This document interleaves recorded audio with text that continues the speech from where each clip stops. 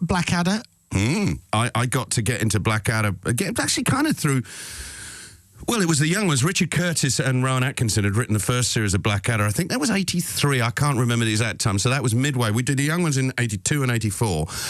So around about the same time. And Rowan and Richard wrote the first series of Blackadder, which was shot on film. It didn't have a studio audience. I'm a big fan of studio sitcoms. Richard invited me in because he loved the young ones. Rowan loved the young ones. John Lloyd. Everyone was excited. Everybody wanted to cross-fertilise. And I got lucky that Richard rang me up one day. I scarcely knew him. In fact, the first thing he suggested we did together was a sitcom for Madness. See, now that's in my notes. Yeah. Did you do a pilot? We did a sort of half-assed pilot. It was a...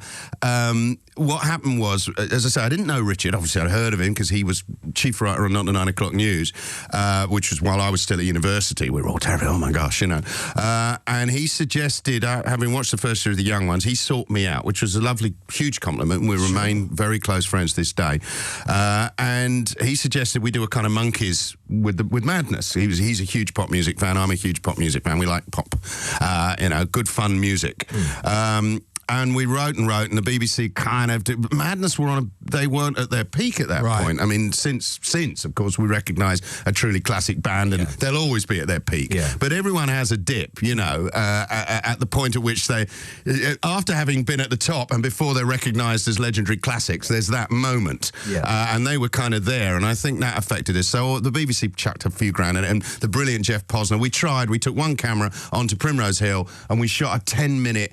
It wasn't good enough. It didn't do what we wanted it to do, and we never got commissioned. I mean, never too late, Ben. Hey, I mean, the boys are still together. I think they'll be up for it. Oh, who knows? Well, they're great. We had a lot of fun. But out of that, we got started to talk about the Blackadder and Blackadder 2, the Elizabethan one with Queenie and Nursey and all of that.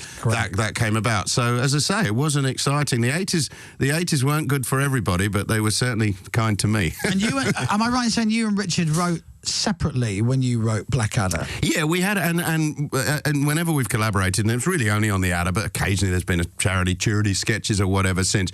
We had a modus operandi from the first day, which was that, I mean, he lived out of London, I lived in London, and we had met and had chats, but we tended to talk about pop. We would, you know, we'd love to talk about music and other entertainment, but we'd sort of vaguely think about it a bit and chat, and then we'd go away, and I'd write a whole script, and he'd write a whole script, and we'd swap.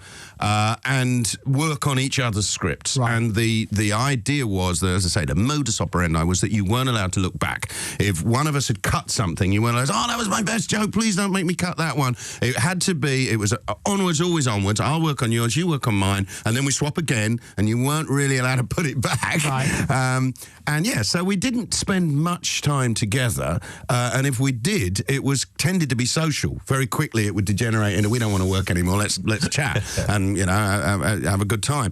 Radio. The Chris Moyles Show.